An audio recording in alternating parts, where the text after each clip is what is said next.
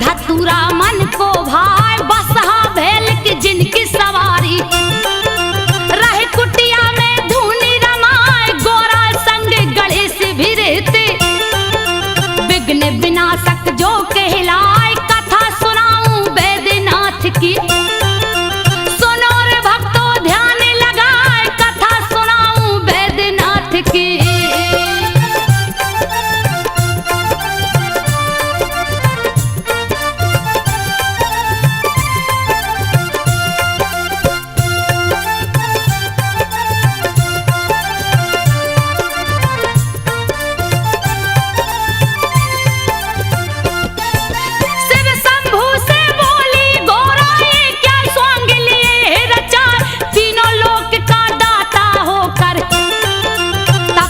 कालिया भेष बनाए सुन के उल्हना तब गोरा की सोने का महल दिया बनवाए गृह प्रवेश करने को शिव जी विश्वेश्वर को लिया बुलाए रावण जिसका बेटा लगता के कसी जिसकी पत्नी कहाए विश्वेश्वर के संग के कसी स्वर महल में गई समाए पूजा का जब हुआ समापन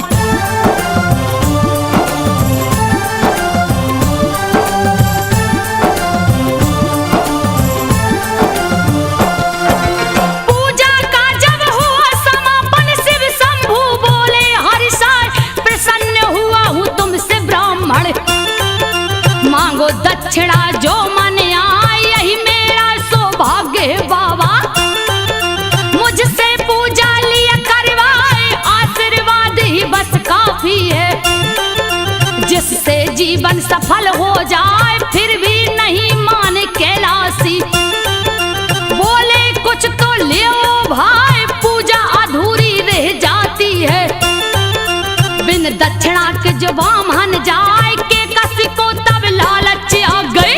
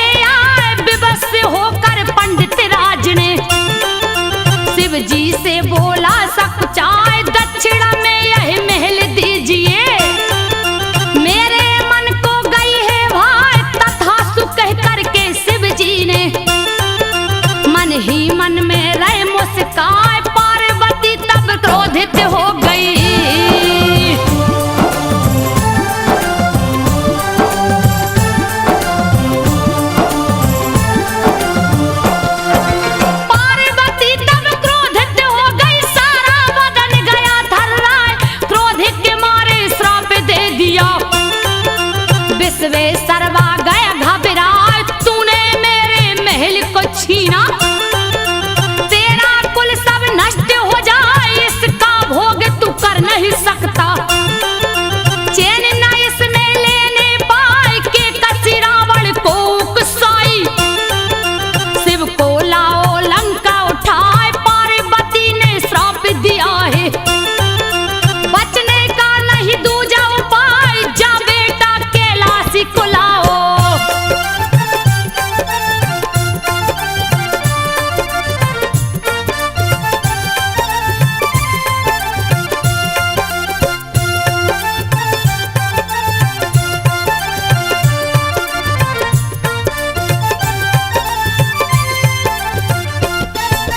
जा बेटा कैलाशी को लाओ, नहीं तो लंका ध्वस्त हो जाए। नहीं ऐसा जो करोगे बेटा, कोई भी कुल में बच ना पाए। सच कहती हूँ तुमसे बेटा, के कसी रावण को समझाए। तुमको शिव है बहुत मानते, शिव को दो प्रसन्न कराए। किसी तरह से जाकर लाओ, बैठी हूँ मैं आस लगाए। चूक हो गई मुझसे भारी, तेरे पिता को दी उपसाय। विश्वेश्वरवा के बेटा रावण,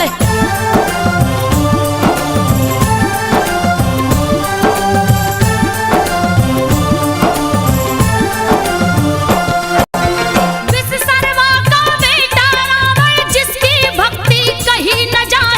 निस दिल शिव का पूजन कर लंका से कैलाश को जाए। एक दिन रास्ते में नारद ने मति रावण की दियो घुमाए। बोले नारद जब रावण से, लावो शिव को लंका उठाए। अजर अमर हो जाओगे तुम, बात गई रावण को भाई। जा पहुंचा कैलाशपुरी में, शिव शंभू का ध्यान लगाए। शिव शंभू थे ध्यान मगन में।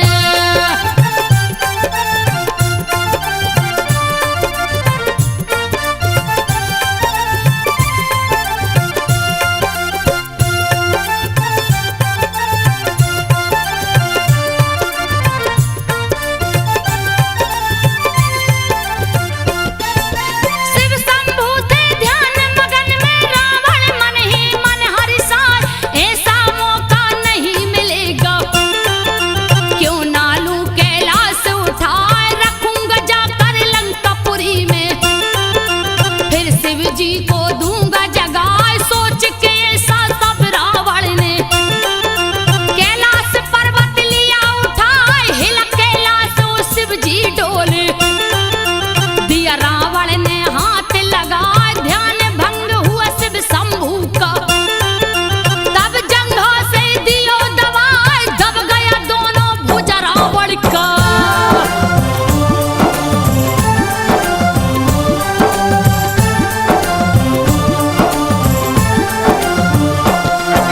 दब गया दोनों भुजा रावण का, दर्द के मारे रहो चिल्लाए। वहीं पे नारद जी आ पहुंचे, नारायण का ध्यान लगाए। क्रोध में आके रावण बोला, नारद कोई खोजो पाए। नारद जी तब हंस कर बोले, शिव जी का लो ध्यान लगाए। शिव के कोप से शिव ही बचाए। दूजा नहीं है कोई उपाय, कैसे करूं मैं पूजा शिव का। दोनों हाथ फंसा मेरे हाय, पूजा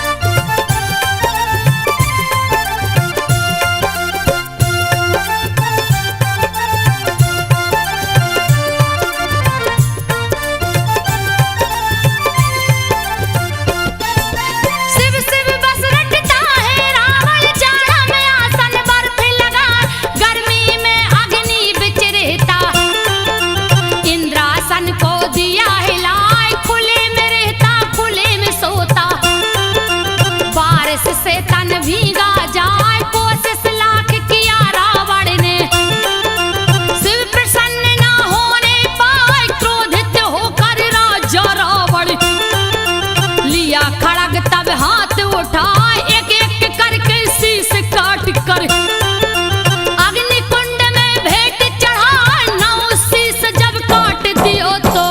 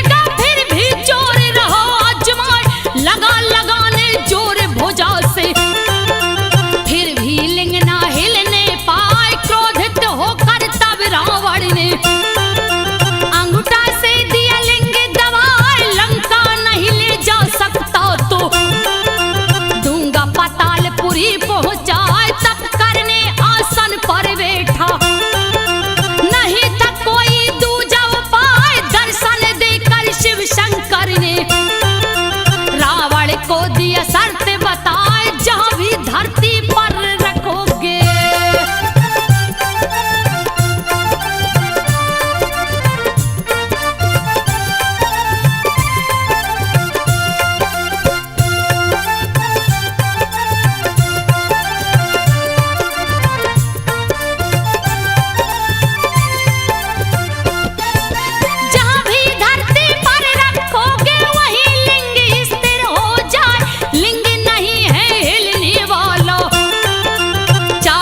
जितना जोर लगा लौट जाओ अब लंका रावण।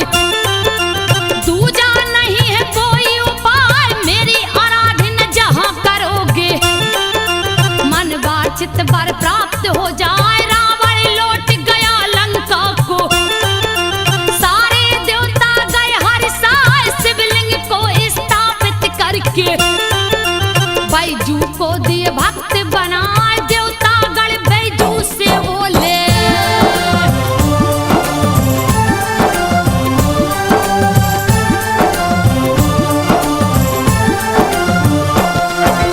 देवता गण बैजू से बोले, जो गंगा जल शिव को चढ़ाए अन्य धन सब दुगना हो जावे। तेरी गैया दुगनी हो जाए, निस दिन बैजू पूजा करता।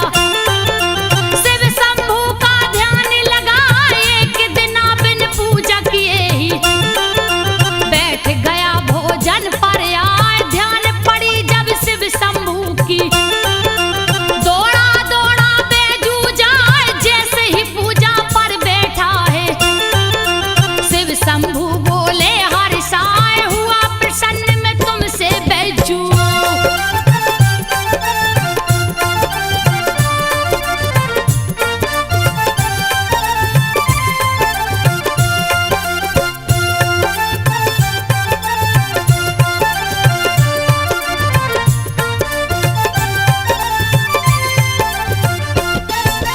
हुआ प्रसन्न मैं तुमसे बैजू, मांगो वर जो दिल में आए। ऐसा वर दो मुझको बाबा, मेरा नाम अमर हो जाए। यो मत शिव जी बोले हैं। बैजू मन ही मन मुस्काए, पहले बैजू नाम तुम्हारा, पीछे नाम मेरा जुड़ जाए। युग युग तक यह पावन धरती बैजनाथ का धाम कहा है। होनी तो होकर रहती है, लेख कर्म का मेट न पाए। राज छिपा एक और है इसमें,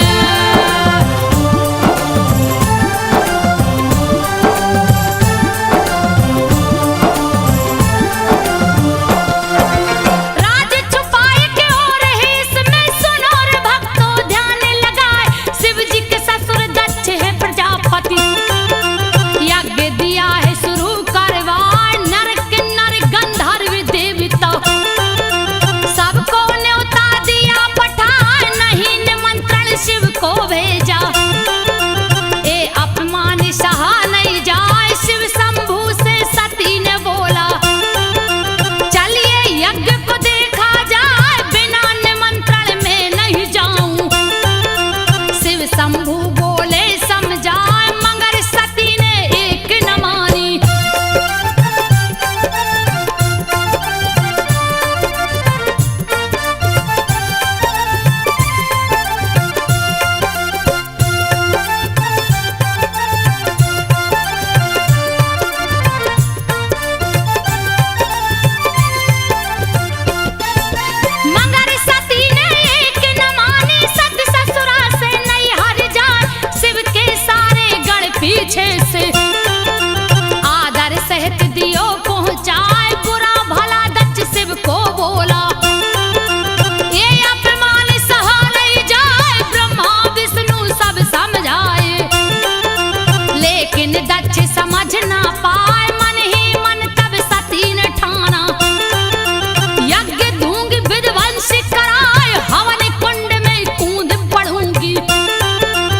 इस तन को अब दूंगी जलाए, कूद पड़ी तब हवन कुंड में।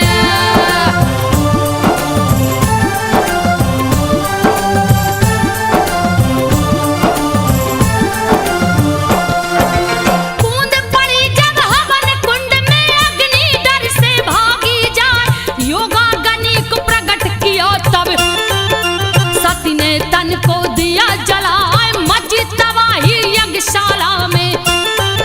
शिव गण दिए उत्पात मचाए, नारद आकर शिव शंभू को समाचार सब दियो सुनाए, वीरभद्र और महाकाली को दियो जटा से प्रकट कराए, वीरभद्र और महाकाली को शिव जी दल बल सहित पठाए, यज्ञशाला रणभूमि बन गई।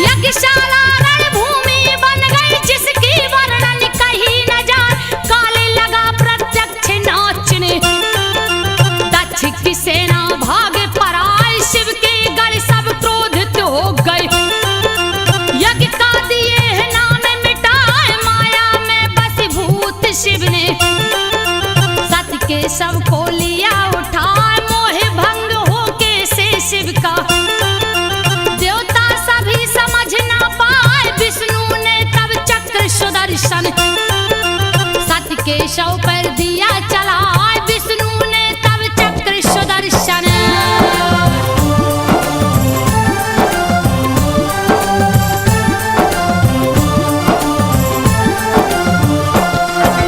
शिव ने सती के शव को देखा, हाथ लिए त्रिशूल उठाए, रुद्र रूप देख शिव शंभू का मन ही मन सब देव घबराए, करने लगे जब तांडव शिव जी, पल में लागे प्रलय हो जाए, कप गई धरती कप गए अंबर, सबकी बुद्धि गई हेराए, हाहाकार मचा तीन लोक में, कब क्या होगा कहा न जाए, क्षीर सागर सब देवगढ़ पहुंचे, विष्णु थे जहां ध्यान लगाए, मोह भंग कीजे शिव शंभू का।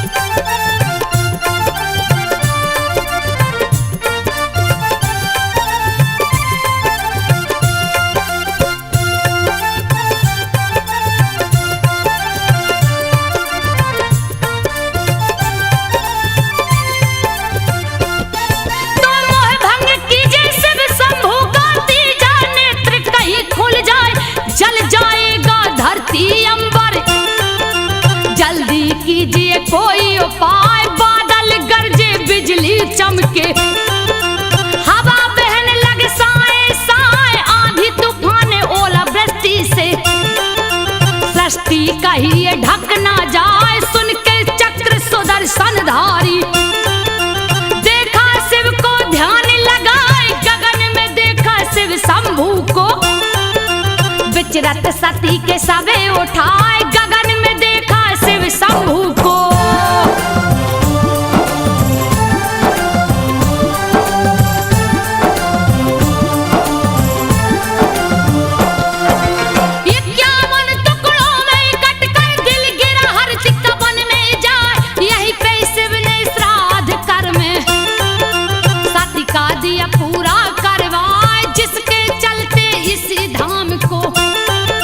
चिंता भूमि भी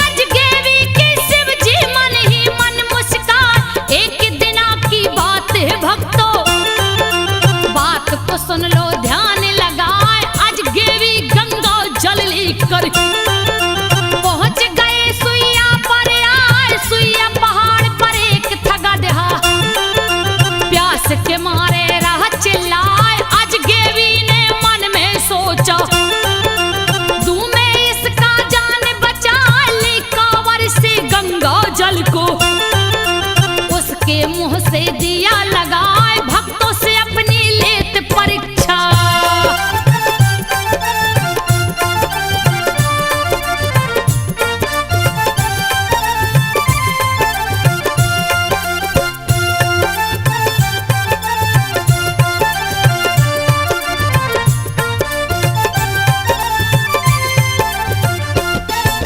भक्तों से अपनी लेत परीक्षा, शिव शंभू तब हुए सहाय। आज गेवी से बोले शिव जी, तेरी भक्ति कहीं न जाए, तेरी तपस्या हो गई पूरी।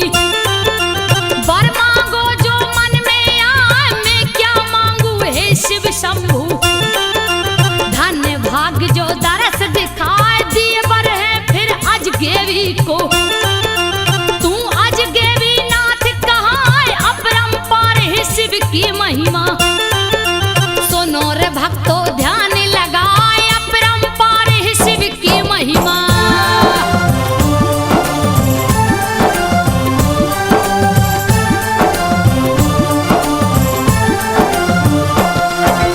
त्रेता युग के सावन माह में राम जी सुल्तानगंज को आए। सीता सहित चारों भाई ने कांवर में जल लिया उठाए। सुल्तानगंज से देवघर आकर शिव शंभू को दिए नहलाए। लंका से लंकेश भी निकला, हरिद्वार से जल भर लाए। सावन माह में देवघर आकर शिव जी को जल दिया चढ़ाए। समुद्र मंथन सावन माह से, सुनो हुआ था ध्यान लगाए। समुद्र मंथन सावन माह से।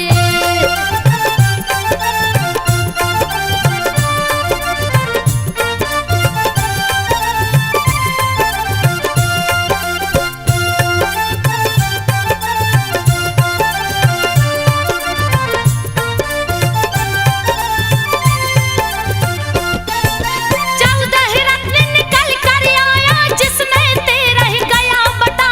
14 में मैं विष निकला था, जिसे देख सब गए थर्राए। तब शिव जी ने विष को उठाकर अपने मुंह से लिया लगाए। सावन में विष पान किए शिव, जिसकी गर्मी सही न जाए, उनकी गर्मी शांत करन को। सावन में जल सभी चढ़ाए, शुरू हुई कांवर की परंपरा। जिसको सारा जग अपना, जो भी चढ़ाता जल है शिव को।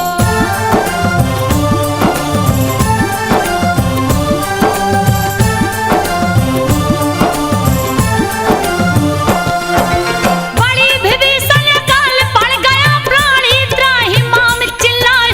तपने लग गई धरती माता, कहीं ना पानी दिखने पाए। पेड़ पौधे सब सूखन लागे, कोप सूरज का बढ़ता जाए। धरती के सारे प्राणी तो भूख के मारे गए घबराए। व्याकुल होकर भक्त वासुकी लिया हाथ को डाले उठाए। चीरने लगा धरती का सीना, कंद मूल ना दिखने पाए। फिर भी हार न माने वासुकी।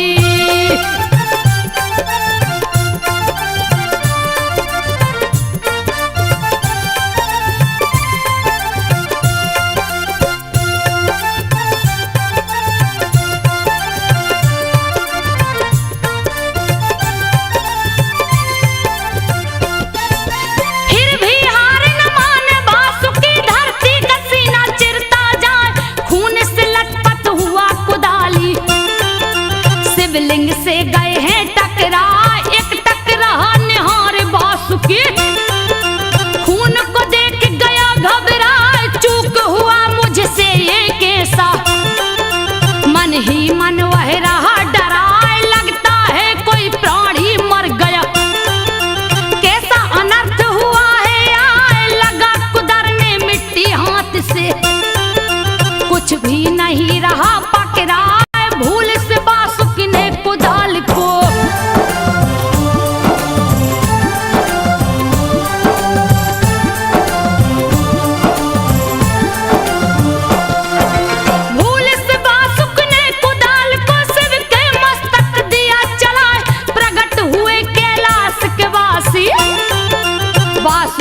कुछ भी समझ न पाए, मस्तक फटा पड़ा था शिव का। देख के भक्त गया घबराए, डर के मारे थर थर कांपे। कुछ भी उसको समझ न आए, प्रकट हुए कैलाश के वासी। वासुक से बोले मुस्काए, मांग लो वर जो चाहो बेटा, जो भी तेरे मन में आए, हे प्रभु जी अकाल मिटा करे।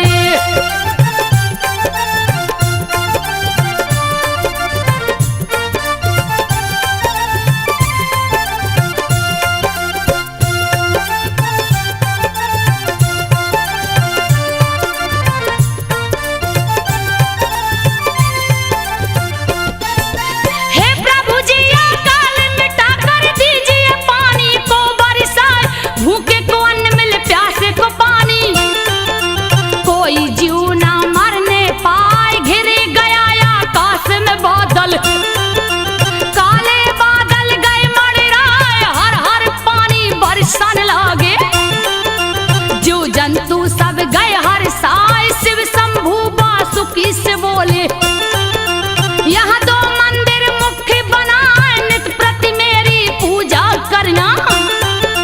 तेरा नाम अमर हो जाए, वासुकी के नाम पर ही।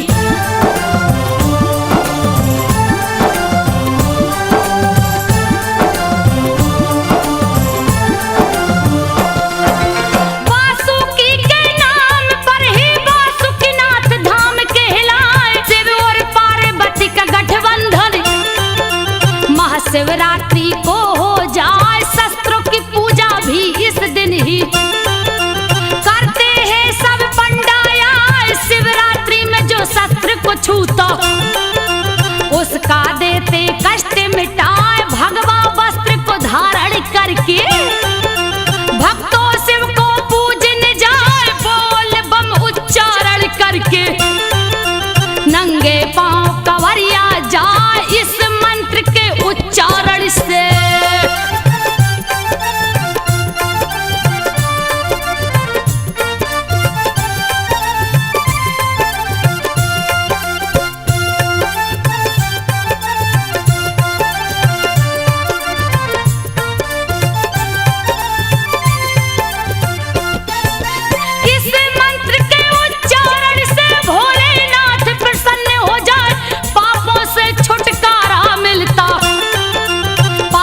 भी शिव धाम को जाए, जो भी ज्योतिर्लिंग को छूता, देते उसकी बिगड़ी बनाए, पुत्रहीन को लड़का होता। निर्धन भी धनवान हो जाए, रोगी प्राणी स्वस्थ हो जाता। देते शिव जी रोग मिटाए, धन्य हो जाता है वह प्राणी। जो भी कांवर शिव को चढ़ाए, अश्वमेघ यज्ञ का पुण्य होता।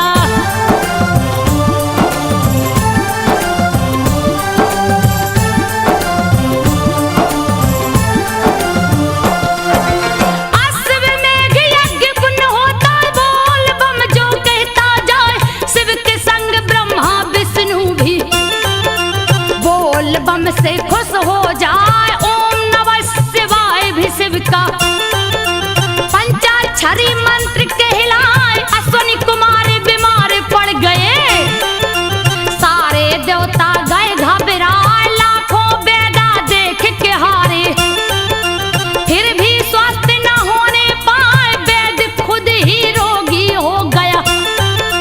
कोई दवा समझ ना पाए, व्याकुल हो गई भार्या उसकी।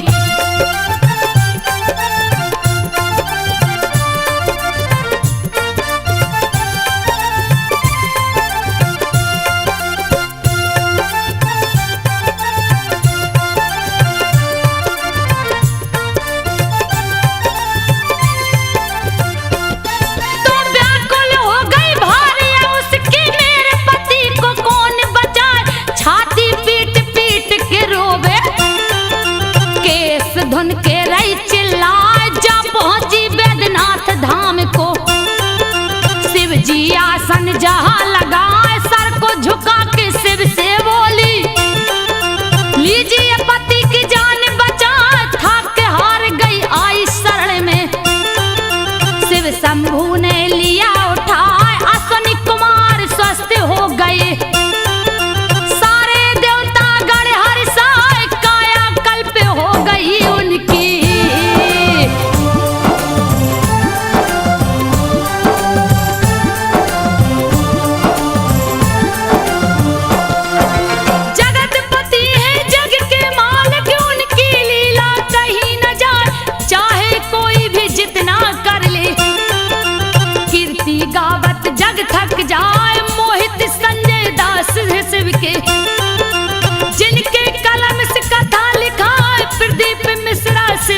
पुजारी।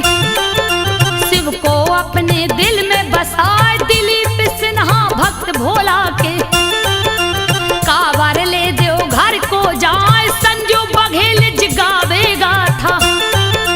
शिव शंभू को शीश झुकाए संजू बघेल गाथा गावे। शिव शंभू को शीश झुकाए। सुन लो भक्तों ध्यान लगाए संजो शिव